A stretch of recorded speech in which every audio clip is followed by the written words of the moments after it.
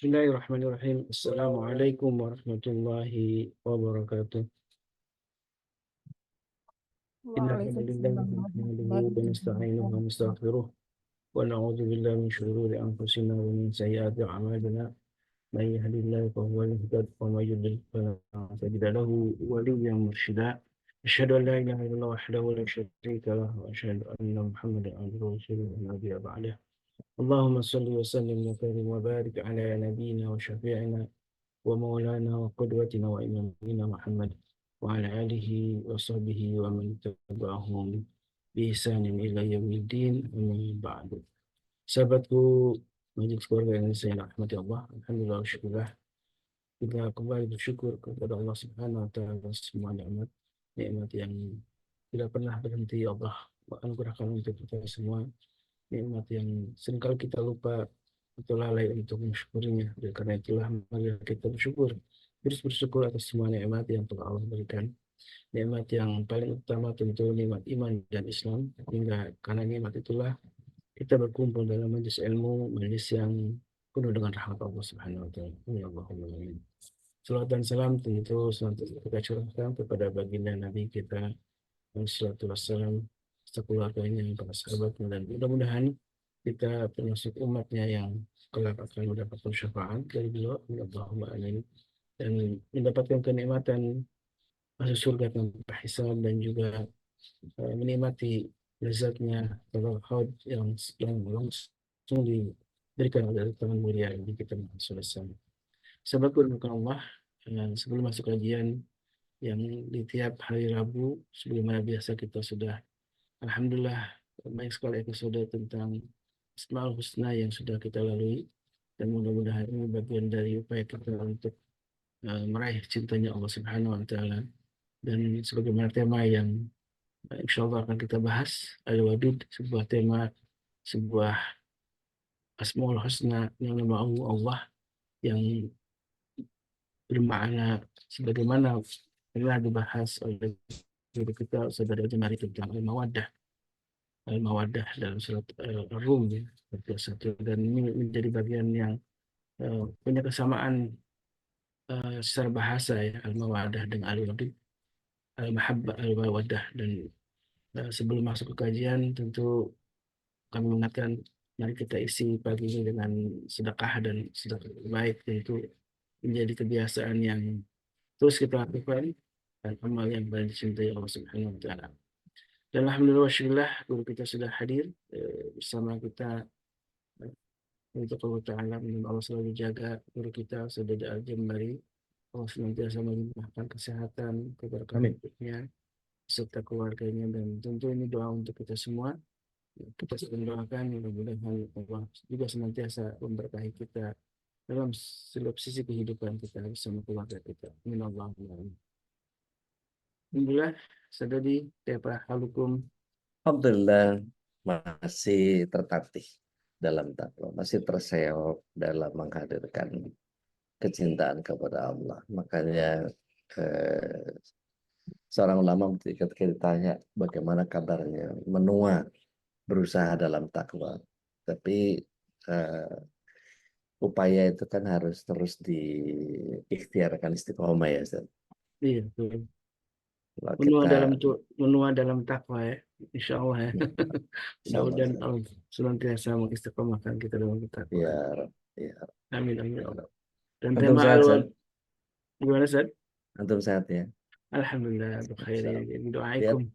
biar antum bisa senyum aja udah senang ya, Masya Allah, apalagi bisa berjumpa dengan guru kita di sini. Setiap bosan kalau sama aneh itu dari Senin gantiin. Iya betul. Mudah-mudahan nggak enak nih. Aduh, udah lagi nih. Aduh, dia lagi nggak ada yang lain apa? Itu nasihat yang agung, tentu insya Allah tidak akan bosan-bosannya ya kita menerima sebuah nasihat. Iya, Karena kita butuhkan sekali. jangan aneh yang dilihat, dengerin ayatnya aja sama hadisnya. Betul, betul. Baik, ini Al-Wadud ya. Al-Wadud itu Ini berarti Masya Allah, Ustaz. Masya Allah, tadi Ustaz. sebab mengutip eh, Al-Mawaddah itu memang dari segi kata memiliki kesamaan saja. Iya, mawaddah itu treatment, Ustaz. Apa perlakuan, Ustaz. bukan mahabbah. Kalau kita kemarin ngebahas sedikit soal surat 30 ayat 21, itu kan surat undangan ya. Iya. Hampir setiap undangan pasti ada ayat itu. Itu perbedaan antara mahabbah dengan mawaddah. Itu mahabbah itu cuma soal rasa. Rasa bisa hilang ketika perlakuannya berubah. Tapi mawaddah nggak berubah, Ustaz. Nah, apakah Karena ini tabelnya sama dengan Al-Wadud yang nanti akan betul, kita bahas? betul, betul. Masya Allah. Inspirasi tertingginya justru dari Al-Wadud, Ustaz. Masya Allah. Barakallah. Teman-teman, masyarakat Ustaz, kita sudah Baik, tak sabar nih menanti baik, tentang nasihat-nasihat baik. Saya eh, doa, Ustaz. yang Barakallah. inspiratif di pagi ini. Teman-teman, Nafa'anallah fi kulli majal. Bismillah, salatu wassalamu ala Rasulillah. Assalamualaikum warahmatullahi wabarakatuh. Waalaikumsalam warahmatullahi wabarakatuh. Alhamdulillahilladzi arsala rasulahu bil huda wa dinil haq liyudhhirahu 'ala dini kulli wa kafa billahi syahida.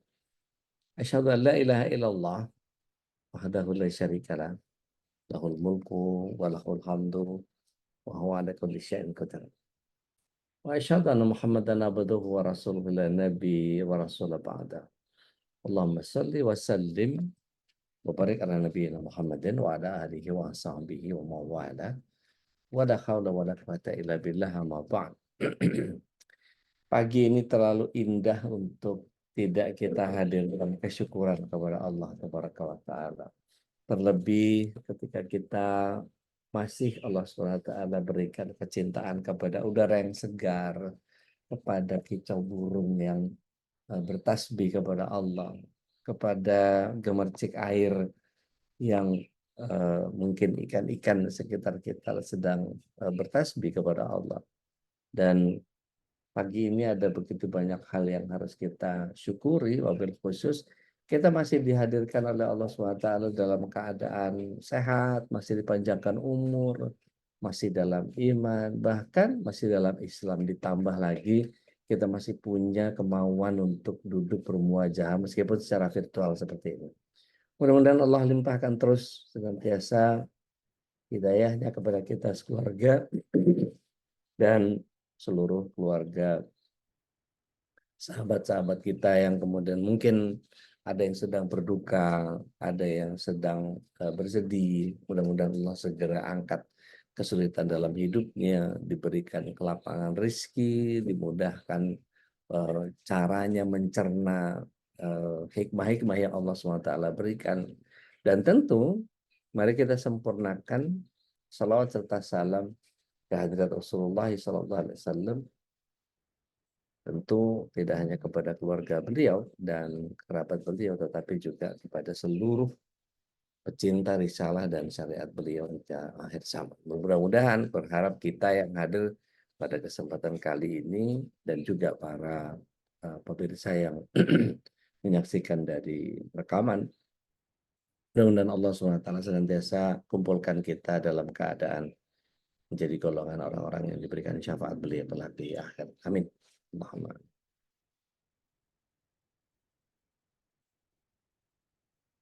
Allah Karim. Al-Wadud. Allah yang maha mencintai, Allah yang maha dicintai. Saya teringat salah satu kutipan kata yang paling sering dihadirkan oleh Habib Assegaf.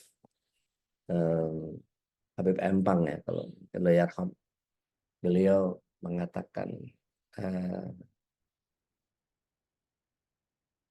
it's good to be loved, gitu ya. Bagus dicintai, itu kita kan senang sekali. But it's more good, ya, dikatakan sama beliau to be loved by Allah, tapi lebih baik dicintai sama Allah. Tetapi yang paling indah adalah ketika kita merasa bahwa kita dicintai oleh Allah dan kita mencintai Allah. Artinya ketika kita saat ini sedang berusaha untuk memetik ini mutiara hati yang mana lagi yang akan kita ambil pagi ini.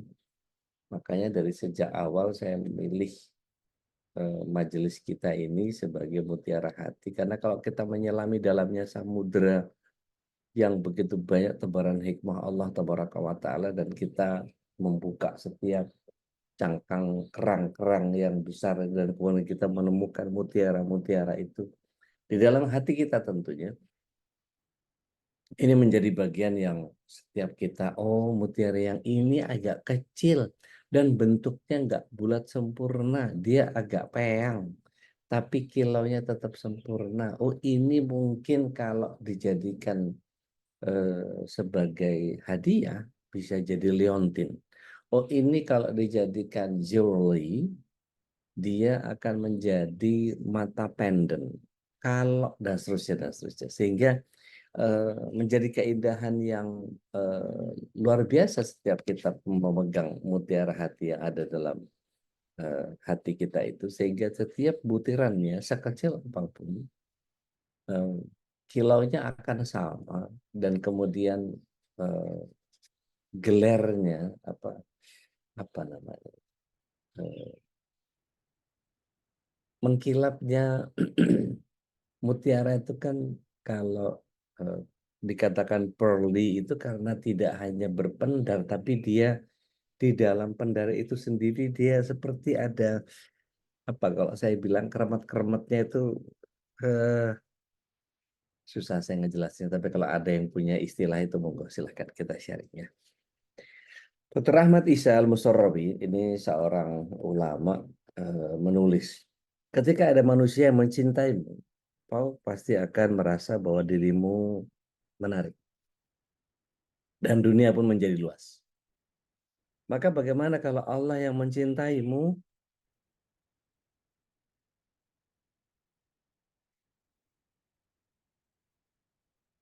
dan dialah Rabb yang maha indah, Rabb di kala kesempitan, dan Rabbnya di segala sesuatu. Allah Al-Wadud ini maha mencintai. Setiap orang yang dicintai oleh Allah Subhanahu wa taala tentu sesuai dengan kadarnya. Nanti satu saat kita akan belajar dengan pola bahasa Arab yang sangat luar biasa. Contoh misalnya Ar-Rahman, Al-Ghadban, Al-Ghaffar. Itu kalau kita perhatikan ada kedahsyatan, ada kemahaan, ada sesuatu yang luar biasa dahsyat besar, yaitu Rahmannya. Jadi kalau dibanding dengan Rahmannya Allah yang besar itu, tidak ada yang menandingi Rahmannya Allah. Ghaffar, tidak ada yang bisa menandingi kehebatan, kedahsyatan, kemahabesaran ampunannya. Ghadban, tidak ada yang bisa menandingi kehebatan, kebesaran, kedahsyatan, kemarahannya. Itu kalau disebut dengan pola Ar-Rahman, Al-Ghaffar, Al-Ghadban. Itu pola dalam bahasa Arab. Tetapi berbeda dengan Ar-Rahim. Kalau Ar-Rahim, Al-Jamil, Al-Karim, itu polanya sama. Kalau tadi Rahman, sekarang Rahim. Kalau tadi Ghaffar atau Jabbar, begitu ya.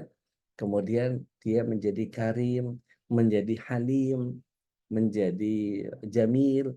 Itu ada kondisi kalau yang tadi, yang AA tadi, atau kita sebutnya OA kalau dalam dalam pola rimanya bahasa gitu ya, OA, Rahman, Jabbar, Ghaffar, Ghadban, itu OA.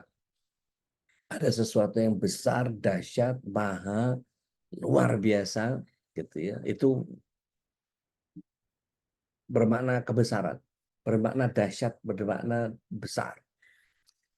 Tetapi kalau Rahim, Karim, Jamil, Halim yang polanya AI, maka kemudian kita akan melihat sesuatu yang Allah miliki itu kemudian menjadi terus-menerus, menjadi berkelangsungan, berkelanjutan. Hub kecintaan itu terus-menerus. Wadud itu terus-menerus. Makanya kemudian menjadi orang yang dicintai, mahbub, ya, dari kata hub tadi, menjadi wadud. Jadi Allah yang maha dicintai dan Allah yang paling dicintai. Jadi kalau kita kemudian perhatikan bahwa akar kata yang terdiri dari waw dan dal, ya, yang berganda, yang mengandung arti kata cinta dan ada harapan. Beberapa ahli tafsir menyatakan bahwa rangkaian huruf ini mengandung kelapangan atau kekosongan atau luas. Dan ini menjadi sangat sesuai dengan konteks cinta. Bukankah orang yang mencintai punya kelapangan dada dan kekosongan hati dari bertindak buruk kepada yang dicintai? Kalau saya sebel sama Anda, pasti apa yang saya lakukan sama Anda nggak semanis seperti ketika saya menyayangi Anda. Jangan salah pengertian dalam konteks ketika kita saling mencintai karena Allah. Tentu ini bagian yang setiap kita paham bahwa mencintai karena Allah, mencintai di jalan Allah, dan kemudian eh, ada bagian yang kita memang seharusnya mencintai karena Allah. Dalam pengertian begini, terhadap pasangan, terhadap anak, terhadap orang tua, terhadap siapapun. Ketika kita tidak menggunakan Allah sebagai dasar pijakan cinta kita, kita akan banyak kecewa. Seperti tadi saya sampaikan kepada Ustaz Khalis bahwa ketika orang yang punya rasa cinta dengan konteks mahabbah, itu ketika nggak ada ketemu pun gitu ya, tapi rasa cintanya itu ada. Tetapi kalau berbeda ketika kita berjumpa, maka yang muncul adalah mawaddah. Dari mulai tersenyum, dari mulai bukain pintu, dari mulai bagaimana Rasulullah SAW menghamparkan eh, kain di tempat yang di tempat yang becek. Bagaimana Abu Bakar As-Siddiq radhiyallahu anhu melepaskan jubahnya untuk sebagai tempat duduk Rasulullah SAW. Bagaimana Ibunda Aisyah menyediakan pahanya untuk jadi bantal Rasulullah SAW. Bagaimana itu mawaddah. Itu bagian yang treatment. Jadi kalau kita kemudian ngobrol sama orang, kemudian terlihat bahasa tubuhnya ini dia sedang membutuhkan tisu, maka dengan cepat otak kita itu langsung ambil tisu, langsung sodorkan ke beliau. Itu mawaddah. Ketika suami pulang, kita nggak bicara apa-apa kecuali memberikan senyum, gitu ya. Dan kemudian membuatkan teh. Tehnya dibuatkan untuk Allah, kopinya dibuatkan untuk Allah. Maksudnya ditujukan kepada Allah, tapi diberikannya kepada manusia. Supaya apa? Supaya kita tidak kecewa kalau dia nggak mengucapkan terima kasih, ini adalah jatah saya. Maka ketika suami datang, dicium tangannya, kemudian dipeluk sebentar. Tuh. Aku punya sesuatu buat AA. Aku punya sesuatu buat emas. Aku punya sesuatu buat kakak. Apa itu? Tunggu sebentar. Istirahat aja dulu di situ. Maka keluarin. Cuman sekedar puding mungkin. Cuman sekedar kue mungkin. Cuman sekedar apa. Hal-hal sederhana yang ada tetangga baru pulang umroh bawain apa mamul gitu ya. Ada kawan yang habis dari pasar ngelihat manggis gitu. Jadi hal-hal yang sederhana gitu. Jadi tapi ketika treatmentnya itu bisa saja ada makanan di meja ya, Anda ambil sendiri. Nah itu beda tuh. Itu bukan bukan mawaddah. Tapi kalau kemudian kita eh, memberikan sesuatu, kemarin kita contoh ketika para sales atau marketing yang sangat mencintai pekerjaannya, dia akan memberikan kartu namanya dengan dua tangan. Ini mawaddah gitu. Nah, bagian-bagian ini yang kemudian kalau dalam Al-Qur'an, al-wadud ditemukan dua kali. Pertama, dalam konteks anjuran bertobat, di ayat ini yang menamai Allah sebagai Al-Wadud adalah Nabi Syuaib alaihissalam. Dan mohonlah ampun kepada Tuhanmu, kemudian bertobatlah kepadanya. Kalau kita lihat surat Hud ayat 90 ya. Sesungguhnya Tuhanku maha penyayang dan Al-Wadud. Ya, maha pencinta. Yang kedua, dalam konteks penjelasan Allah tentang sifat dan perbuatannya, kita bisa lihat di surah Al-Buruj, surat 85 ayat 12 dan 13. Di situ Allah SWT berfirman, sesungguhnya dialah yang menciptakan makhluk dari permulaan dan dia pula menghidupkannya kembali. Dialah yang maha pengampun lagi maha mencinta. Insya Allah. Sementara ulama al-wadud ini bisa dipahami dalam arti objek yang mencintai dan mengasihi. Sekaligus dalam arti subjek yang dicintai. Maka Allah al-wadud ini adalah zat yang mencintai makhluknya sekaligus sebagai zat yang dicintai makhluknya.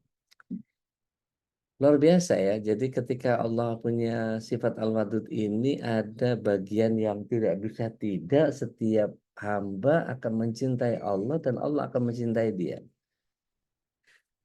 Saya agak punya kesulitan tapi memahami bagaimana ketika kita berhadapan sama orang yang jadi kerasnya kita, orang yang jadi kesenangannya kita, terus kemudian eh, melakukan sesuatu yang kita harapkan dia mengerjakannya. Itu Allahu Akbar.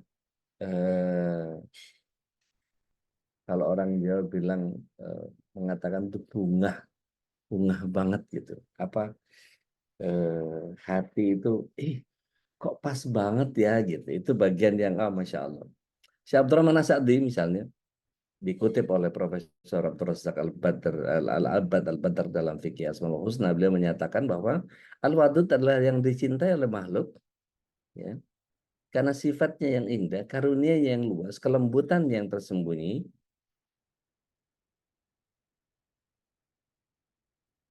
dan aneka kenikmatan daripadanya yang nampak maupun yang tidak tampak. Dia adalah al-wadud yang mencintai sekaligus dia yang dicintai. Dia mencintai para wali dan orang-orang pilihannya dan mereka pun mencintainya. Dialah yang mencintai mereka dan menjadikan pada hati mereka kecintaan. Maka ketika mereka mencintai, dia pun mencintai mereka dengan kecintaan yang berbeda sebagai sebentuk balasan karena kecintaan mereka kepada. Maka jelas bagi kita bahwa cinta adalah nikmat teragung yang Allah karuniakan kepada orang yang terpilih dari kalangan manusia. Dengan anugerah cinta, hidup mereka akan jadi lebih bermakna. Allahu Akbar. Surat 3 ayat 14. Tafadhol. Silakan kalau ada yang mau berkenan bacanya.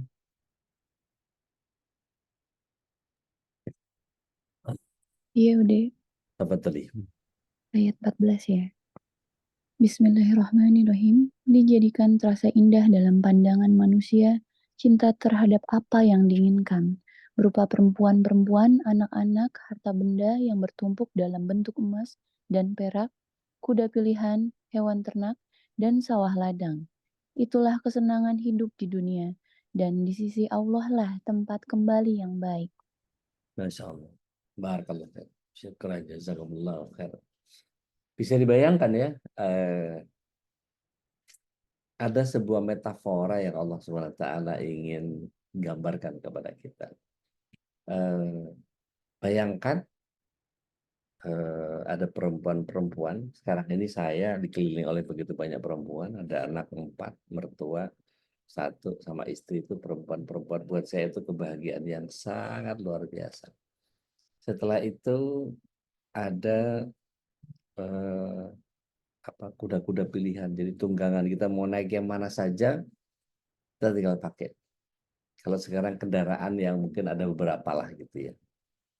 Mana saja yang kita mau pakai aja. Nggak panik. Ini ganjil apa gendep gitu ya. Jadi yang mana saja kita bisa naikin. Kemudian sebut dari tanah yang luas gitu. Allahu Akbar. Itu kan kebahagiaan yang dijadikan indah pandangan kalian kepada itu. Ada emas, ada perak. Jadi kalau kita bayangkan itu adalah bagian yang nanti akan kita dapatkan ketika Allah SWT mengkaruniakan surganya kepada kita. Allahu Akbar. Kalau saja satu rahmat Allah SWT di dunia ini sebegitu indahnya, bagaimana dengan 99 rahmat Allah SWT yang akan karuniakan nanti di akhirat. Allahu Akbar. Dan eh, ini juga yang membedakan manusia dengan makhluk yang lain, mengangkat derajat manusia ke tempat yang tinggi dengan anugerah cinta juga. Dan manusia mampu menjalankan perannya sebagai wakil Allah di bumi, sebagai pendakwah sekaligus hamba Allah. Jadi setiap kita ini disebutkan bahwa nahnu du'at qabla kulli syai'. Kita ini adalah pendakwah sebelum segala sesuatu. Jadi hal yang sekecil apapun kita mengingatkan kepada orang lain ini menjadi bagian yang kemudian setiap kita seharusnya memahami bahwa apa yang Allah Subhanahu wa taala berikan kepada kita ini menjadi bagian yang seluruh apapun yang Allah Subhanahu wa taala karuniakan kepada kita adalah bentuk cintanya. Hatta itu adalah bagian yang kadang-kadang kita nggak terlalu menginginkannya gitu ya. Sempitnya harta, diberikan sakit, diberikan kesedihan dan seterusnya. Kadang-kadang kita Allah SWT berikan rasa jengah juga ketika terlalu sering berzikir akhirnya menjadi remeh terhadap zikir. Tapi satu saat kita akan dibuat merasa haus dengan kecintaan kepada Allah Taala, merasa gersang kita ketika Allah SWT tidak berikan itu. Nah, hal-hal yang sifatnya naik turun seperti iman itulah yang kemudian membuat kita menjadi berusaha untuk sustain. Sehingga pertanyaan banyak orang adalah, Ustaz, bagaimana caranya menjaga agar istiqomah kita ini tetap stabil gitu kan. Padahal Rasulullah SAW menyatakan bahwa al-iman yazid wa yanqus. Yazidul iman bitta'ah wa yanqusul iman bil maksiyah. Bapak Ibu yang dirahmati Allah SWT, calon penulis semuanya. Allah Al-Wadud ini dalam pembuktian cintanya, Allah menganugerahkan cinta sebagai jalan dan sumber energi bagi manusia supaya semakin dekat kepada Allah. Makanya pengakuan cinta ini butuh pembuktian. Bagaimana mungkin bisa dikatakan mencintai sesuatu kalau cinta itu tidak tampak dalam kenyataan? Jadi bagaimana kita bisa membuktikan kecintaan kita ini kepada Allah Tabaraka wa Ta'ala? Ini eh, ada beberapa yang harus saya sampaikan. Di antaranya 5. Nah, saya nggak tahu nih. Mau dihafal atau mau dicatat, monggo ya, silakan. Ya pertama, selalu mengingat Allah adalah pemberi cinta. Surah Ali Imran ayat yang ke-191. Maaf. Surat Al-Baqarah ayat 152. Fadhkurni azkurkum washkuruli wala takfur.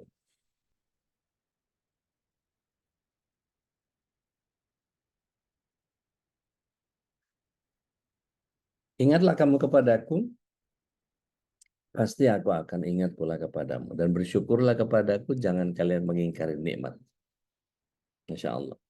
Ini salah satu cara mengingat Allah dan bersyukur kepada Allah adalah banyak zikir. Zikirnya bukan zikir lisan ya, zikir hati dalam pengertian libatkan semua indera. Dalam Islam seluruh amal ada batas-batasnya. Hanya ada satu amal yang tidak dibatasi, yaitu mengingat Allah.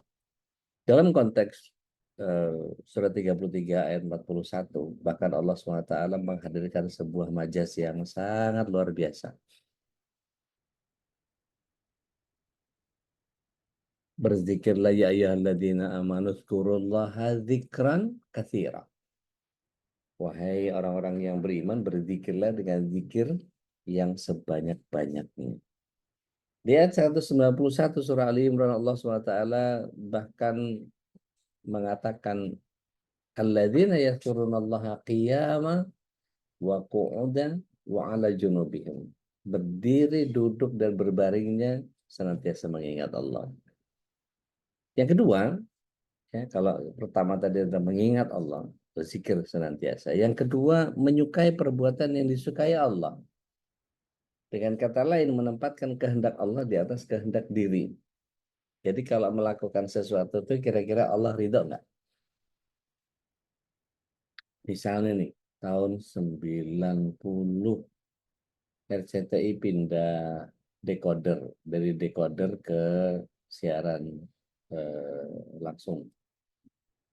Dari siaran langsung ke decoder atau gimana sih saya lupa. Tapi kita masih ingat tuh ada film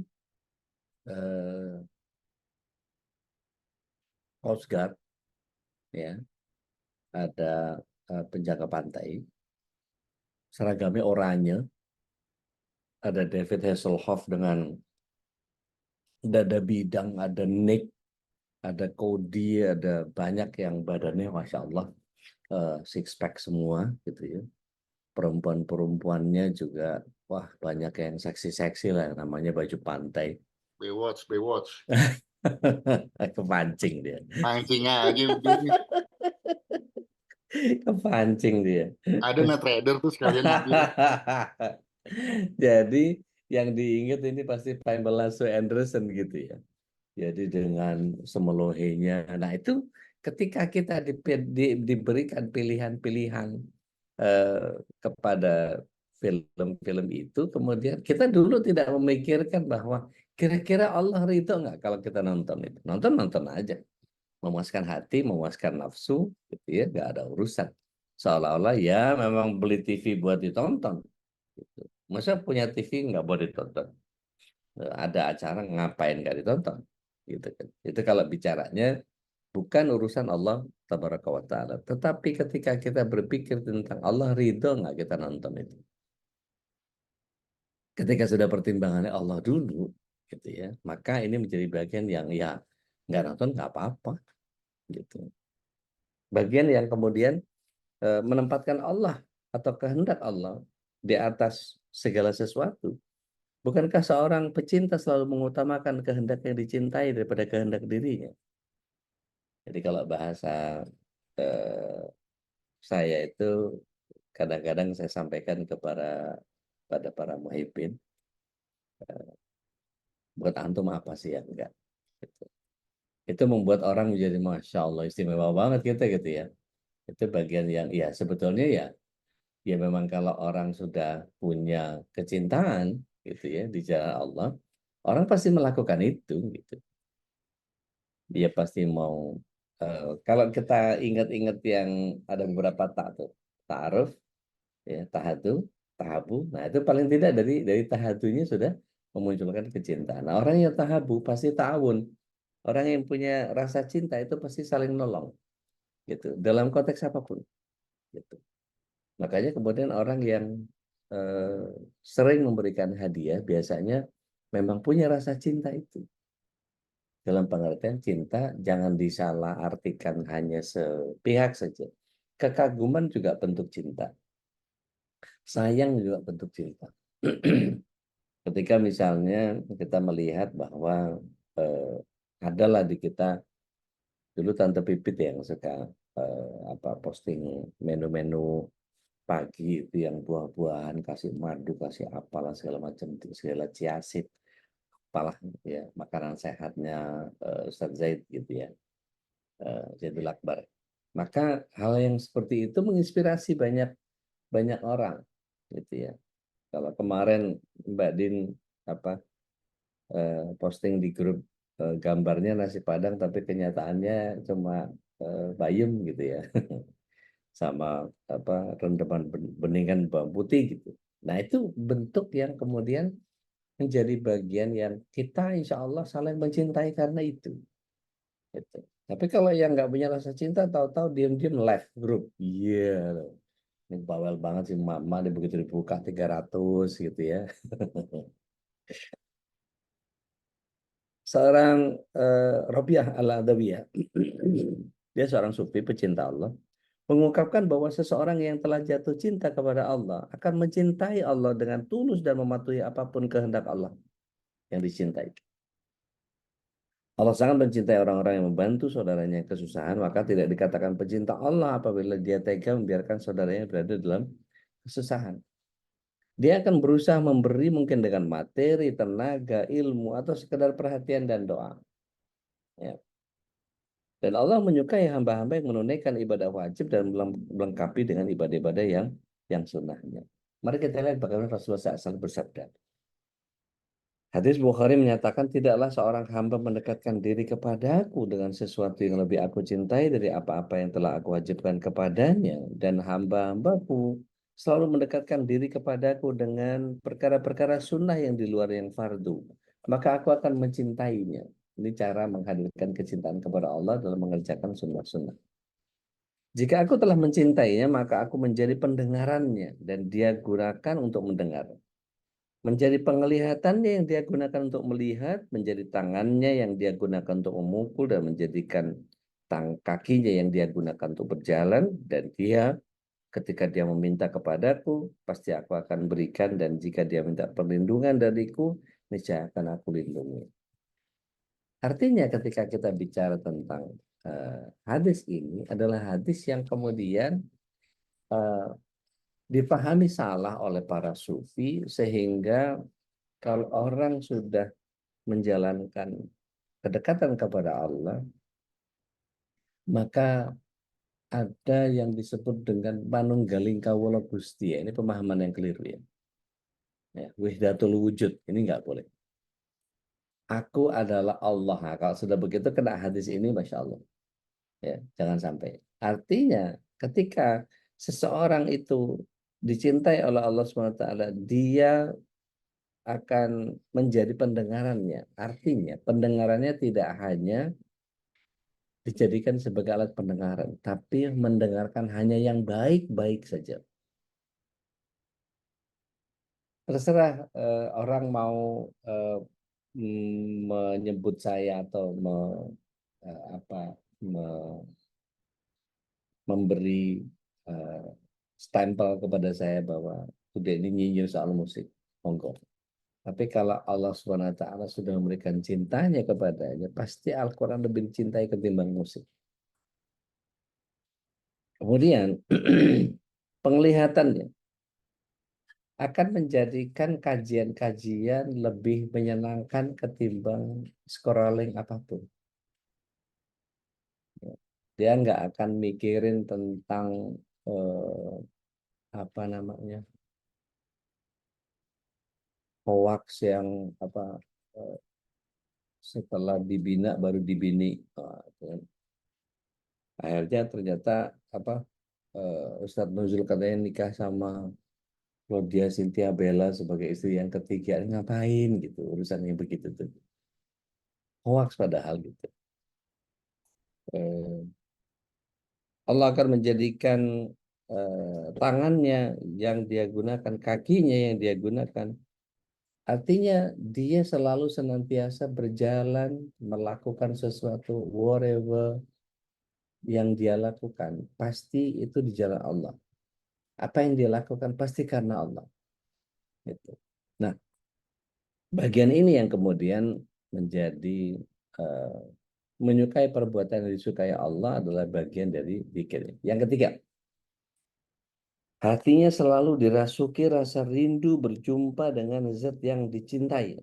Orang yang mensyukuri cinta akan bersegera menemui panggilan sang pemberi cinta. Yang ringan-ringan misalnya. Ketika diundang sholat, maka dia nyaman. Hatinya itu menghadiri sholat berjamaah di masjid. Nggak ada keberatan. Waktu sholat sudah tiba, bahkan dia sudah lebih dulu mendatangi masjid sebelum azan tiba misalnya. Ketika saat-saat sholat itu menjadi saat yang begitu spesial. Dia akan berjumpa dan menumpahkan kerinduannya kepada zat pemilik cinta. Sholat itu bukan lagi jadi beban, tapi buat dia adalah saatnya untuk menikmati. Jadi bukan hanya sekedar menegakkan sholat, tapi dia menikmati setiap sholat. Bahkan dia tidak ingin bersegera menuntaskan sholatnya. Saya, kalau ada yang pernah ketemu Bang Iman Herdimansyah, itu guru saya dari Hidayatullah. Beliau ketika melakukan begitu banyak ritual, diantaranya adalah yang ketika saya perhatikan beliau itu, saya belajar indahnya sholat itu dari beliau. Jadi Bang Iman ini sekarang ada di ISQ beliau. Ketika beliau sholat itu Masya Allah dinikmati betul. Belum pernah saya melihat orang sholat senikmat beliau sholat. Dia sambil senyum melihat ke sajadah, mengangkat tangannya dengan penuh kecintaan dan kemudian meletakkannya dengan sangat hati-hati, meletakkan tangannya sangat hati-hati, menekan sujudnya sangat hati-hati. Tidak seperti orang yang gerusak-gerusu kalau sholat itu. Allah, Allah, sampai Allah. Itu dia cuma sekedar lewat aja. Padahal kalau kita pelajari bagaimana Imam Syafi'i rahimahullah ta'ala, beliau membuat rukun sholat itu sampai 18 rukun. Dan 8 rukun diantaranya adalah tumak nina. Apa sih tumak nina itu? Berhenti sebentar. Menikmati Allah. Semua rukunnya dinikmati. Yang kemudian ketika kita tahu Allah akan kita rasakan kehadirannya, kita tumpahkan kerinduan, maka Allah akan sangat memburu kita. Artinya kita akan memburu saat bertemu dengan Allah itu di saat-saat yang sunyi dan berasik masyuk dengan Allah Azza wa Jalla. Sepertiga malam itu menjadi bagian yang kemudian ini menjadi ajang sangat spesial dan menjadi ajang yang sangat dinanti-nantikan. Kalau ada orang yang senang sama bola, dia akan pasang waker, pasang alarm, pasang bagaimana caranya. Bangunin dia nanti jam segini ya, mau sekalian tahajud.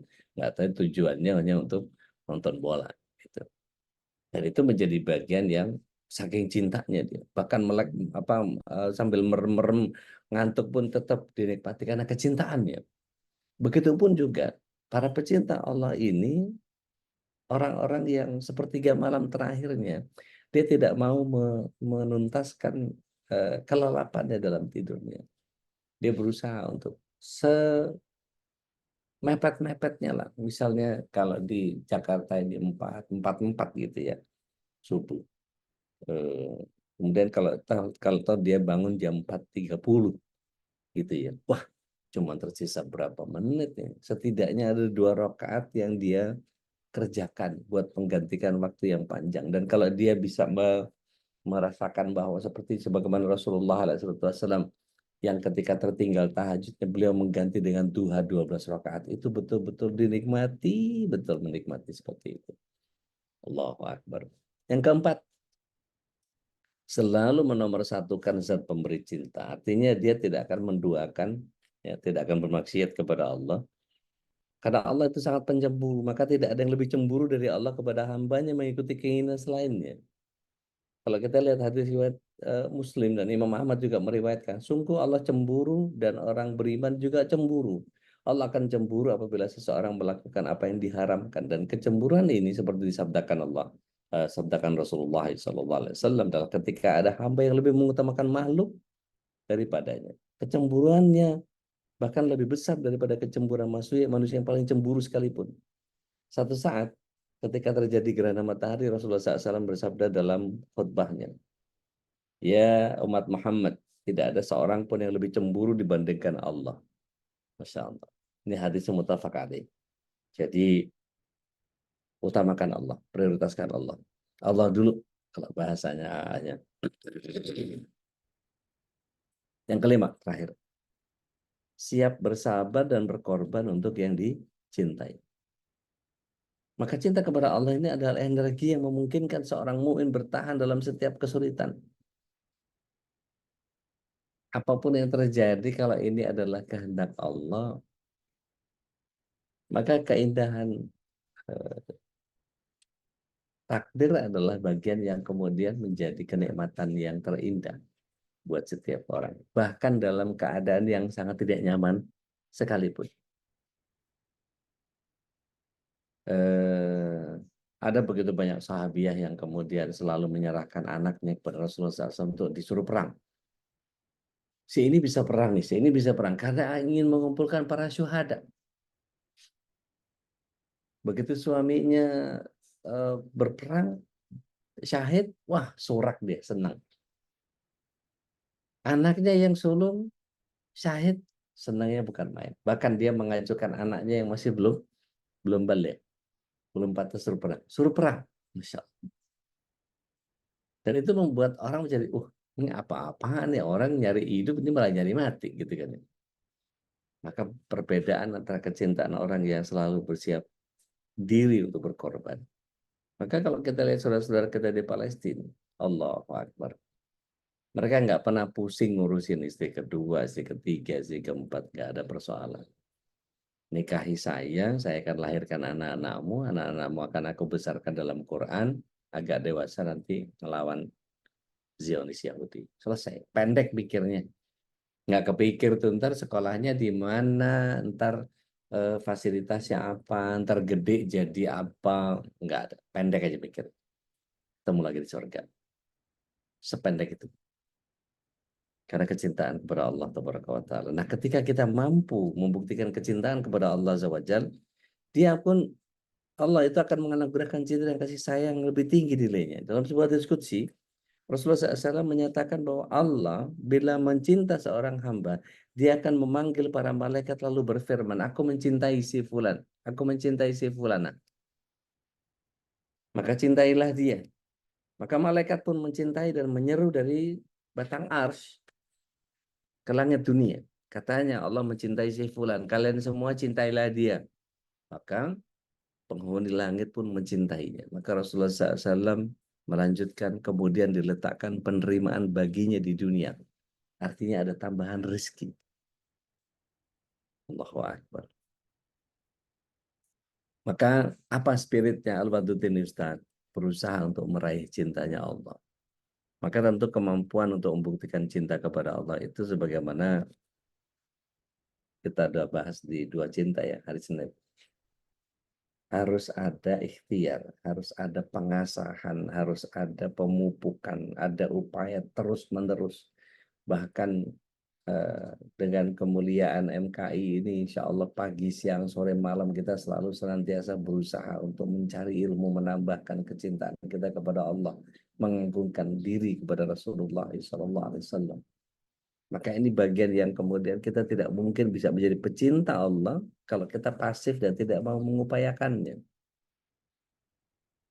Ada tahapan-tahapan yang untuk sampai pada tingkat makrifat kepada Allah, ini ikhtiar apa saja yang bisa kita lakukan. Pertama, ayo kita terus mengevaluasi diri. Rasulullah SAW selalu berpesan dengan kecerdasan kita itu selalu dengan dana nafsa. Al-kayyisu man dana nafsa. Orang cerdas itu menghitung diri. Wa amalan li ba'dal maut, dan mengamalkan untuk amalan setelah kematian. Jadi yang kita persiapkan adalah setelah kematian. Ini buat bekal cukup nggak? Maka sering-seringlah melihat ke dalam diri, bertanya kepada diri sendiri, siapa yang lebih banyak diingat dan dipikirkan oleh kita. Belajarlah mengamalkan ilmu bungkus. Setiap ingat sesuatu yang bersifat duniawi, segera bungkus ingatan itu, pikiran tentangnya, serahkan kepada Allah. Serahkan dan sandarkan apa yang kita miliki atau apa yang kita ingat ini dari urusan duniawi itu kepada Allah sebagai zat yang maha memiliki segalanya. Pikir pagi mungkin kalau ada yang belum, mungkin setelah ini kita akan bisa baca satu lirik yang selalu menginspirasi saya pribadi. Ya Hayyu Ya Qayyum birahmatika astaghits. Wahai Sang Maha Hidup, wahai Sang Maha Berdiri sendiri, dengan rahmatmu kami istighosah. Aslih li sya'ni kullah wa la takilni ila nafsi tarfata ain. Perbaiki untukku seluruh urusanku in every single detail, dan jangan pernah kau tinggalkan aku. Jangan kau biarkan aku mengandalkan diriku sendiri sekejap mata. Tidak ada ilah selain Engkau, Allah. Bapak Ibu yang dirahmati Allah SWT, yakini bahwa apapun yang kita miliki, apapun hasil kerja keras kita, ini adalah pemberian dari Allah, cuma titipan.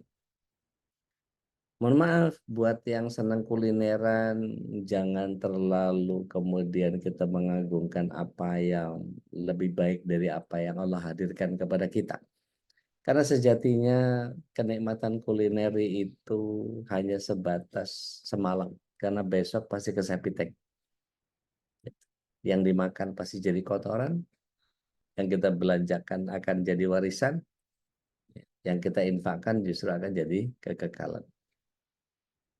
Aktivitas mengevaluasi diri ini sangat penting, Karena di dalam surat 59 ayat 18 Allah SWT jelas menyatakan ya ayyuhalladzina amanu taqullaha wal tanzur nafsu maqaddamat lighad. Tanzur, engkau perhatikan dirimu.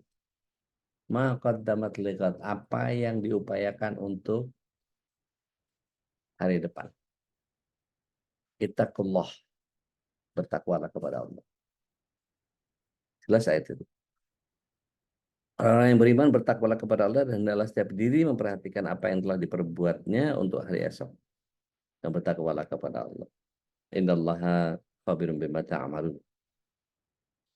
Sungguh Allah mengetahui apa yang kamu kerjakan. Ibnu Katsir menerangkan dalam tafsirnya,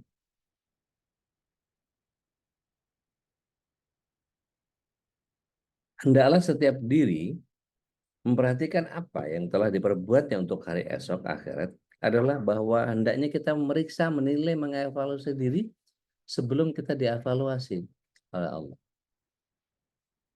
Umar bin Khattab radhiyallahu anhu adalah satu sosok yang seringkali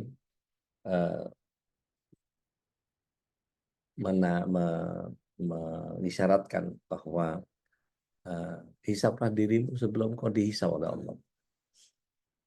Artinya ketika kita bicara surat 59 ayat 18 ini adalah ayat yang paling sering dibacakan oleh para khatib di khutbah Jumat. Di pembukaan, itu selalu bagian yang tidak pernah jemu memeriksa hati supaya senantiasa terhubung secara kuat kepada Allah Tabaraka wa Ta'ala.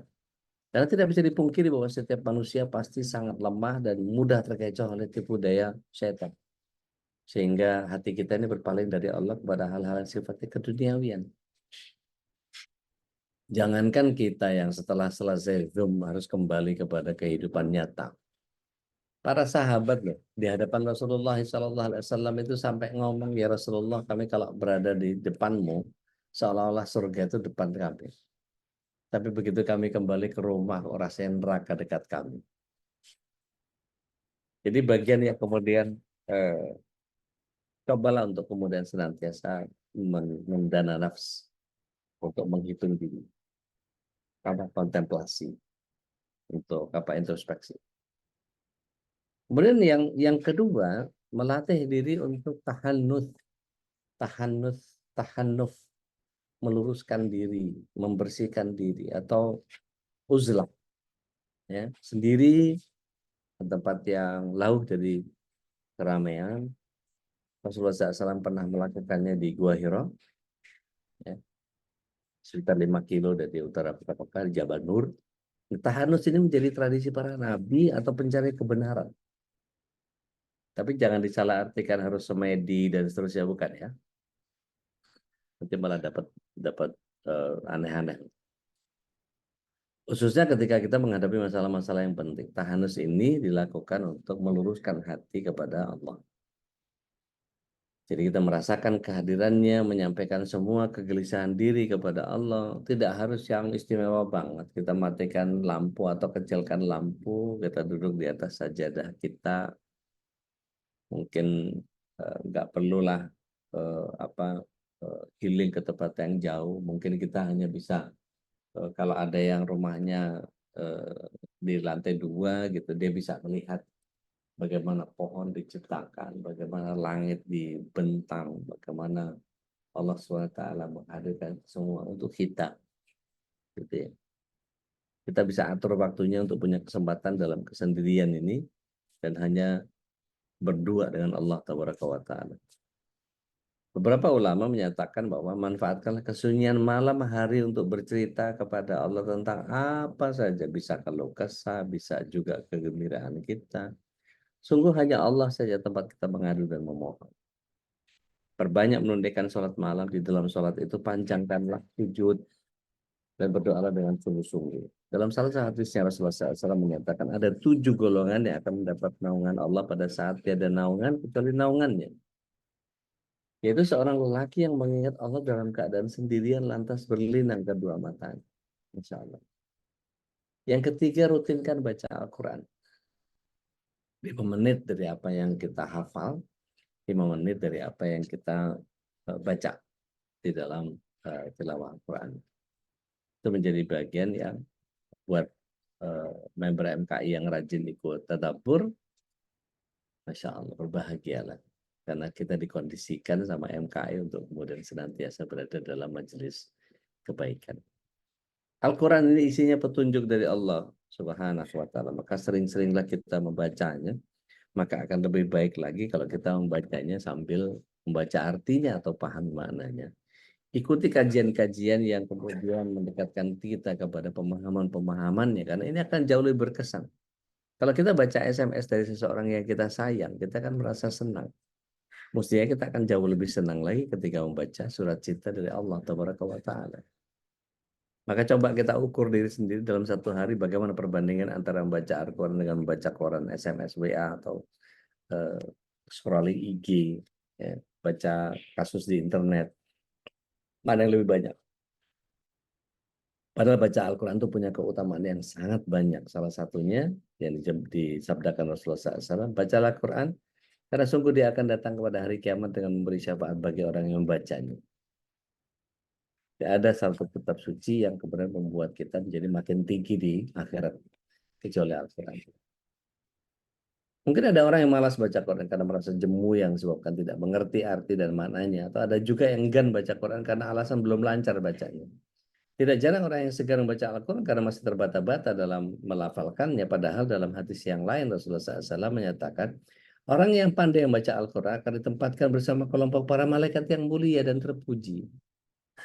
Adapun orang yang yatattak atau terbata-bata dan sulit membacanya, dia akan mendapatkan 2 pahala. Jadi effortnya dihargai oleh Allah Subhanahu. Satu lagi, tentang keutamaan membaca Al-Quran juga disabdakan oleh Rasulullah SAW, hadis Muslim, tidaklah satu kaum berkumpul dalam satu rumah Allah, yakni masjid, membaca kitab Allah dan mempelajarinya, melainkan ketenangan jiwa bagi mereka. Mereka diliputi oleh rahmat, dikelilingi oleh para malaikat, dan Allah menyebut nama-nama mereka di hadapan para malaikat yang ada di sisinya. Masya Allah. Yang keempat, balik lagi tadi, perbanyak zikir kepada Allah Ta'ala.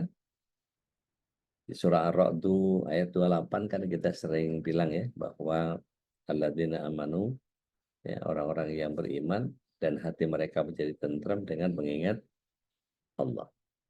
Ya, illa bidzikrillah. Ya. Tatma'innul qulub illa bidzikrillah. Jadi betul-betul hanya mengingat Allah lah hati kita tentram. Basakan lisan kita dengan zikir, kemudian zikir, baru kemudian zikir. Jadi pertama zikir, yang kedua zikir, yang ketiga zikir. Baru kemudian yang keempat zikir. Terus yang kelima zikir. Terus saja. Jadi ketimbang kita menggunakan lisan kita untuk membicarakan hal yang sia-sia, akan jauh lebih baik digunakan untuk berzikir. Pembicaraan sia-sia akan menimbulkan dosa karena kita bisa terjebak pada bicara-bicara dusta, sombong, atau malah membicarakan keburukan orang lain. Ibu-ibu bigos gitu ya, biang gosip, itu kalau ngomong pembukaannya aja udah salah. Jeng, itu bukan yang ngomongin orang ya, nah, koma udah ngomongin tuh. Jadi berzikir ini akan menyemaikan rasa cinta kita kepada Allah Ta'ala. Maka zikir dengan lisan adalah hal yang paling ringan untuk dilakukan. Tapi punya efek yang sangat luar biasa. Bahkan Rasulullah SAW menyatakan 2 kalimat ringan diucapkan lidah, tapi berat di timbangan akhirat dan disukai Allah. Yakni, subhanallah wa bihamdihi, subhanallah al-azim. Maha suci Allah dan segala puji baginya. Maha suci Allah yang maha agung. Maka jadikan zikir ini sebagai kebiasaan kita. Karena kebiasaan itu akan jadi akhlak. Biasakanlah merespon setiap kejadian dengan menyebut asma Allah dalam lafaz-lafaz thayyibah. Tidak sedikit orang yang punya kebiasaan mengucapkan kata-kata atau kalimat-kalimat yang sia-sia saat terkejut atau terpesona karena satu peristiwa. Kami di Jawa Timur itu sampai ada Kang Tejo yang Mbah Tejo yang jadi presidennya Republik Janjoers gitu ya. Itu orang-orang Jawa Timur itu, terutama Surabaya lah ya. Itu kalau ada apa-apa itu semua nggak lepas dari kata jancuk. Tapi menjadi pergeseran maknanya ketika melihat sesuatu, jancuk apik. Itu ngelihat perempuan cantik itu bisa dicantik juga. Jancuk ayu nenek. Sama mungkin kayak orang-orang Bandung yang saya nggak tahu ini apa hubungannya sama Tangkuban Perahu. Dayang Sumbi kan punya si Tumang ya. Tumang itu suaminya yang dikutuk jadi anjing gitu ya. Terus orang Sunda itu banyak banget yang suka melibatkan anjing dalam obrolan. Anu sih anjing, anu sih anjing. Itu kayak gampang banget gitu. Itu sampai kemudian dalam pergaulan sehari-hari. Jadi bukan lafaz thayyibah malah si anjingnya ini tadi sampai ada teman di Sukajadi itu saking anak-anak itu ngobrol di depan, "Ah, anu si anjing, itu langsung diambilin ember, diisi air, kemudian diisi berisik anjing, langsung disiram ya, mikir si anjing gitu, langsung disebor gitu. Jadi ngapain si anjing aja gitu yang diomongin. Nah, kata-kata yang sifatnya celetukan atau spontanitas yang sudah jadi kebiasaan seperti itu, kemudian ayo kita eh, rubah menjadi bagian yang kalimat thayyibah. Gitu. Dulu ada Tagor namanya. Di Surabaya itu pernah kita naik bis, dia kepanasan. Itu dalam dalam keseharian bercandanya kawan-kawan itu begitu. Oh, itu sambil pegang baju gitu ya, dia berusaha untuk menyatakan, jancuk sumuk aku. Iya, aku jancuk juga. Bukan. Itu maksudnya sumuk. Oh, sumuk itu panas. Begitu dia ke warung, maka dia bilang, "Bu, teh sumuk 2." Wah, sumuk itu maksudnya gerah, bukan mbaknya sampai ketawa itu. Sumuk itu bukan panas itu, panas gerah, panas badan, bukan teh sumuk. Maka balik lagi, tidak ada satupun perbuatan, perkataan, melainkan akan dimintai pertanggungjawaban kelak di hadapan Allah Taala. Maka penting buat kita terus melatih untuk biasakan diri lisan kita untuk menyebut asma Allah. Kalau kita sudah terbiasa, maka latihlah untuk selalu mengucapkan diiringi dengan pengucapan yang juga sampai ke indera kita. Jadi zikrullah ini benar-benar menyatu dan mewarnai setiap perilaku. Maka rasa cinta kita kepada Allah akan tertanam dalam hati dan perbuatan ketika kita mencintainya. Meski baru sedikit saja, Allah akan mencintai kita dengan kadar yang jauh lebih besar. Jadi barang siapa mengingatku, aku akan ingat dia. Barang siapa mendekati aku dengan sejengkal, maka aku akan datangi dia sehasta. Barang siapa mendekat kepadaku sehasta, aku akan datangi dia sedepa. Barang siapa berjalan, maka aku akan berlari ya, kepadanya. Ini bagian yang kemudian, Masya Allah, luar biasa. Terakhir,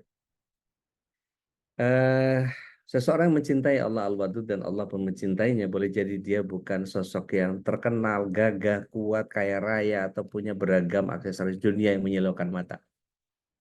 Tetapi sosok pecinta Allah ini kerap hadir dalam penampilan yang sangat sederhana. Dia tidak dianggap apa-apa oleh manusia. Bahkan dia bisa jadi orang memandang dia sebelah mata. Dia orang biasa di hadapan makhluk, tapi dia demikian istimewa di hadapan Sang Khalik. Dia tidak dipuji di bumi, tetapi akan dipuji orang-orang langit atau malaikat-malaikat langit. Ketika dia sendiri, dia tidak pernah kesepian atau ketakutan karena ada Allah yang senantiasa bersamainya, karena keikhlasan dan keinginannya untuk tidak dikenal. Ibadahnya yang rahasia jauh lebih banyak ketimbang ibadah yang tampakkan di hadapan manusia. Maka ketika dia berdoa, doanya diijabah karena tidak ada hijab antara dia dengan Rabb-nya.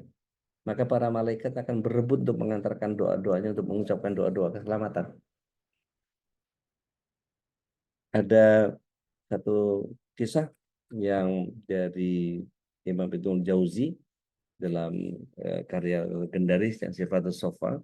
Ada Muhammad bin Munqadir, seorang soleh dari generasi tabi'in, mengisahkan pengalamannya. Ketika itu di Masjid Rasulullah SAW ada sebuah tiang yang biasa aku gunakan untuk sholat di malam hari. Ketika itu penduduk Madinah mengalami pacaklik, maka mereka pun keluar melakukan sholat istisqa, tapi hujan tidak turun. Maka malam harinya, sepertilah biasa aku sholat isya di Masjid Rasulullah SAW, lalu aku mendatangi tiang itu dan menyandarkan tubuhku di sana. Ada seorang lelaki berkulit hitam kecoklatan mengenakan kain sarung dan pada lehernya tergantung kain yang lebih kecil lagi. Lelaki ini kemudian mendekati tiang di depanku, sementara aku ada di belakangnya. Kemudian dia sholat 2 rakaat lalu duduk berdoa. Ya Rob, para penduduk kota nabimu telah keluar meminta hujan, tetapi engkau tidak mencurahkan hujan. Kini aku bersumpah atas nama, turunkanlah hujan. Ibnu Munqadir mengatakan orang gila ini. Ibnu Munqadir melanjutkan, ketika lelaki itu meletakkan tangannya, tiba-tiba aku mendengar suara guntur diikuti oleh hujan yang turun dari langit yang menyebabkan diriku berkeinginan untuk kembali ke rumah. Ketika mendengar suara hujan, dia segera memuji Allah dengan berbagai pujian yang belum pernah aku dengar yang semacam itu sebelumnya. Ibnu Munqadir melanjutkan, kemudian lelaki itu berkata, ya Allah, siapakah diriku dan apa kedudukanku sehingga doaku belum kau kabulkan, tetapi aku tetap berlindung dan memuji dirimu dan berlindung dengan perbuatanmu. Lelaki ini kemudian mengenakan kain yang digunakan untuk menyelimuti tubuhnya, lalu kain yang tergantung di punggungnya, dia turunkan ke kakinya. Setelah itu dia sholat, dia terus menjalankan sholatnya sampai dia merasa akan datang waktu subuh. Setelah itu dia melakukan sholat witir dan sholat sunnah fajar 2 rakaat. Ketika dikumandangkan iqamat subuh, dia ikut sholat berjamaah bersama orang banyak. Ibnu Munqadir ikut sholat bersamanya. Setelah imam mengucapkan salam, dia segera bangkit dan keluar dari masjid. Aku pun mengikuti dari belakang sampai pintu masjid, lalu dia mengangkat pakaiannya dan berjalan di air yang tergenang karena hujan. Aku pun ikut mengangkat pakaianku dan berjalan di genangan air, tapi kemudian aku kehilangan jejak. Pada malam selanjutnya, aku kembali sholat isya di masjid Rasulullah SAW. Tiba-tiba lelaki itu datang lagi dan berdiri di tempatnya yang biasa. Dia menyelimuti tubuhnya dengan kain, sementara kain yang ada di punggungnya dia selempangkan di kedua kakinya, kemudian melakukan sholat. Dia terus melakukan sholat sampai dia khawatir kalau datang waktu subuh. Orang ini witir dan kemudian dia 2 rakaat sunnah fajar. Setelah itu iqamah berkumandang, dia langsung sholat berjamaah bersama manusia. Aku turut bersamanya. Kemudian imam mengucapkan salam, dia keluar dari masjid. Aku keluar mengikutinya. Dia berjalan dan aku mengikuti sampai dia masuk salah satu rumah di kota Madinah yang aku kenal. Aku pun kembali ke masjid. Setelah matahari terbit, aku telah menunaikan sholat duha. Aku keluar mendatangi rumah tersebut. Kudapati dirinya sedang duduk menjahit. Ternyata dia tukang sepatu. Ketika melihatku, dia segera mengenaliku. Ya, Abu Abdullah, selamat datang. Ada yang bisa aku bantu? Ada yang ingin kubuatkan sepatu? Aku segera duduk dan berkata, bukankah engkau yang menjadi temanku di malam pertama itu? Kalau mendengar pertanyaan itu, rona wajahnya langsung berubah menghitam dan berteriak sambil berkata, ya Ibnu Munqadir, apa urusanmu dengan kejadian itu? Lelaki itu marah dan aku pun segera meninggalkannya. Sekarang juga aku akan keluar dari tempat ini, kata Ibnu Munqadir. Pada malam ketiga aku kembali sholat isya pada akhir waktu masjid Rasulullah SAW itu di tempat biasa, tapi lelaki itu tidak kunjung datang. Aku pun bergumam, innalillahi, apa yang sudah aku perbuat? Ketika sudah masuk pagi, aku duduk di masjid hingga matahari terbit, kemudian aku keluar mendatangi rumah itu. Ternyata aku dapati pintunya terbuka dan tidak apa-apa lagi. Maka pemilik rumah yang ditinggali lelaki itu menyatakan kepadaku, ya Abu Abdullah, apa yang terjadi antara engkau dengan dirinya kemarin? Aku balik bertanya, memang kenapa? Ketika engkau keluar dari rumahnya kemarin, lelaki itu segera membentangkan kain di depan rumahnya. Kemudian dia tidak menyisakan selembar kulit pun atau sepatu. Semuanya diletakkan dalam kainnya dan diangkutnya. Setelah itu dia keluar rumah dan kami tidak tahu dia kemana pergi. Muhammad bin Munqadir menyatakan bahwa setiap rumah yang ada di kota Madinah yang ketahui pasti kusinggah untuk mencarinya. Namun aku tidak menemukan lagi. Semoga Allah merahmatinya. Jadi doanya malah orang-orang yang begini justru dikabul. Ada pesan seorang ahli bahwa janganlah kita sampai menyepelekan seseorang hanya karena kesederhanaan penampilan. Boleh jadi dia adalah kekasih Allah yang tersembunyi di antara manusia. Maka sabda Nabi yang mulia, sungguh Allah tidak memandang bentuk fisik dan tidak pula kedudukanmu atau harta kekayaanmu, tetapi Allah memandang kepada hatimu. Siapa yang punya hati yang soleh, maka Allah pasti akan mencintainya. Allah Allah. Insya Allah. Saya kembalikan lagi ke Ustaz Khalis. Nggak berasa ya. Udah mau jam 7 aja. Masya Allah. Tabarakallah. Dan mudah-mudahan kita termasuk orang-orang yang dikenal di Ya, langit, Ustaz, ya. ya, Lebih ya, dikenal di penduduk lain daripada di bumi. ya, Rob, Dan ini ya, Rob. sebuah bentuk kenikmatan paling agung, bisa menjadi orang yang sebagaimana Wes Al-Qarni, orang yang sangat dicintai oleh Allah sehingga Allah kabarkan kepada penduduk langit. Dan ini karena waktu sudah ini, kita buka satu pertanyaan aja, Ustaz, ya. karena udah hampir jam 7, kita buka satu pertanyaan aja. Dan mudah-mudahan kalau ada yang ingin bertanya, silakan di chat. Nanti akan Ya, kita di grup boleh. ikuti Nanti dan kita nanti bahas. akan di-share Bunda Nadia di grup, dan nanti insya Allah akan juga dijawab oleh guru kita Ustaz Al-Jabari. Silakan pertanyaan Bunda Nadia, silakan. Bismillahirrahmanirrahim. Assalamualaikum warahmatullahi wabarakatuh. Waalaikumsalam warahmatullahi wabarakatuh. Udah nggak bosan kan yang nanya ya? Bagus.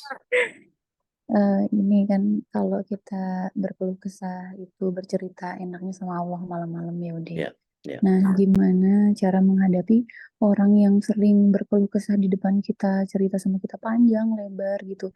Jadi kan itu nanti vibes-nya negatif juga ke kita gitu, gimana ngadepin dengan yang apa ya, yang seperti itu gitu. Makasih Baik. udah.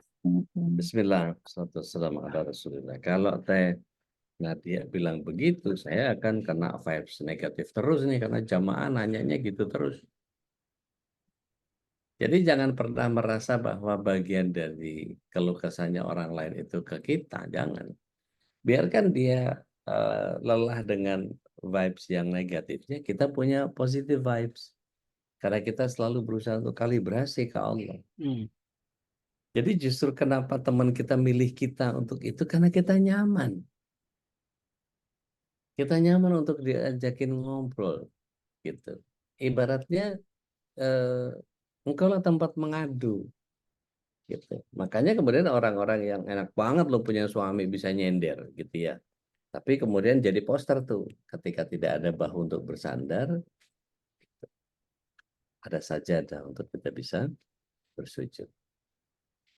Jadi kalau kemudian bagian yang kita tahu bahwa Allah yang hanya bisa diandalkan, ada orang-orang yang selalu senantiasa, saya paling sering kalau jadi konsultan itu, dikontak kalau kesulitan-kesulitan. Ustaz, begini, itu jam 2 pagi tiba-tiba ada orang nangis, apa, segala macam, dan seterusnya. Allah. Jadi ketika kita tahu bahwa Allah SWT menghadirkan sebegitu banyak bagian yang kita hadapi gitu ya, maka Allah lah yang menguatkan kita, la haula wala quwata illa billah. Kenapa saya selalu berusaha untuk menjawab setiap pertanyaan dengan menyebut asma Allah dulu, kemudian bersolawat atas Rasulullah SAW, karena saya nggak punya apa-apa. Perhatiin nggak, kalau saya selalu jawab itu pasti Bismillah wassalatu wassalamu ala Rasulillah, karena saya nggak punya apa-apa, nggak kepengen beropini. Tapi kalau kemudian ada ayat yang bisa saya sandarkan, ada hadis yang kemudian bisa saya hadirkan, ada kisah-kisah dari para sahabat yang kemudian bisa dihadirkan, maka itu yang menjadi andalan. Gitu. Jadi nggak usah khawatir bahwa ada banyak orang yang merasa nyaman dengan kita untuk kita bisa jadi teman curcol, maka didengerin aja gitu ya, didengerin aja, tapi nggak usah diresapi. Kitanya jangan baper. Wah, kalau baper repot. Jadi nggak apa-apa ya udah kalau senang dicurhatin sama orang, sementara kita ngerasa banyak dosa gitu. Gak apa-apa ya. Iya, nggak apa-apa. Toh istilahnya gini, kalau Teh Nadia pernah tahu martial art itu apa ya, bela diri lah ya, bela diri yang paling nggak eh, melelahkan kita itu Aikido. Jadi Aikido itu tidak menggunakan tenaga kita, tapi menggunakan tenaga lawan. Gitu. Ketika orang mukul, dia justru bukan nangkis atau mematahkan, justru pukulan itu diambil, diterusin, sehingga orang bisa apa kalau orang Sunda bilang bisa kecungkel itu apa, tikus sewat, ya. Apa tikus seruk. Tikus serap. Nah, tikus seruk itu begitu dipegang langsung, itu orang mukul, pegang, tarik, langsung ngejoprak. Makanya Steven Seagal tuh kalau main tuh kelepak kelepak kelepak kelepak, enak aja gitu. Tapi energinya energi orang. Jadi kalau saya kan memang pernah mencoba untuk berlatih Aikido. Jadi yang paling banyak itu apapun yang datang kepada kita, bukan kita yang counter, serahkan kepada Allah, serahkan kepada Allah, serahkan kepada Allah. Atau ibaratnya kalau jadi atlet volley gitu, kita jadi tosernya aja, kasih ke Allah gitu, kasih ke Allah, tos aja lagi gitu. Terserah dia mau jadiin lambung atau mau dia passing lagi nggak tahu. Tuh. La haula wala quwata illa billah. Gitu ya Teh. Jazakallahu khairan Berkat deh. dari barakallahu. Masya Allah, tabarakallah. Dan kalau orang yang sudah ngaji ke UD tentu bukan lagi curhat seharusnya ya, tapi curhatnya kepada Allah Subhanahu wa Ta'ala. Jadi Saya walaupun bertanya lebih ke dalam konteks keilmuan, bagaimana Allah dan Rasulnya memberikan panduan dalam berbagai persoalan, dan ini menjadi sebuah pedoman tentunya yang harus kita jalani. Jadi curhatlah sebagaimana Ode tadi di sepertiga malam pada Allah Subhanahu Wa Taala. Kalau ada tidak ada bahu, maka ada tempat sujud. Tidak ada bahu yang untuk bersandar, maka ada tempat sujud untuk ada sejadah untuk bersujud. Yang tadi udah juga nge-share sebuah doa yang wajib dihafal ya nih oleh jamaah MKI, sebuah doa yang mudah-mudahan dengan doa ini yang terus kita lantunkan, yang kita terus bacakan, Allahumma ini as'aluka hubbaka ya, Allah memohon kepada Allah cintanya, maka kemudian Allah akan turunkan cinta. Dan orang yang sudah dicintai Allah itu kan di dalam Al-Quran disebutkan juga akan dijauhkan dari akan ditanamkan ketenangan ya, ketenangan dalam hidupnya, kemudian dibuat dia tidak suka ya dengan kemaksiatan, kekufuran, dan kefasikan gitu ya. Alhamdulillah wa syukurillah, mudah-mudahan ini tema yang membuat kita tambah sadar bagaimana kita selalu menjadi orang yang mencintai Allah, dan dengan berusaha mencintai Allah kemudian Allah akan turunkan rasa cinta dalam diri kita. Cinta terhadap Allah juga akan melahirkan cinta terhadap keluarga kita, cinta terhadap pasangan kita, cinta terhadap anak-anak kita, dan juga tetap sesama. Dan insya Allah karena itulah kami selalu meng-share ajakan untuk berbagi sedekah di pagi hari, begitu cinta kita kepada saudara-saudara kita, dan insya Allah amanah yang diberikan oleh jamaah kepada kami, salah satunya akan kami juga sisipkan ya, akan juga kami alokasikan untuk saudara-saudara kita di Gaza. Bahkan insya Allah kita juga sedang mencoba mencari upaya kita, ikhtiar kita untuk juga berbagi dengan saudara-saudara kita yang sekarang ini sedang bergiat-giatnya di rumah-rumah tahfidz gitu saja. Insya Allah nanti menjadi juga bagian apa yang kita sedekahkan ini akan berimbas tidak hanya pahala itu yang kita dapatkan dari Allah Subhanahu Wa Taala, juga keberkahan hidup.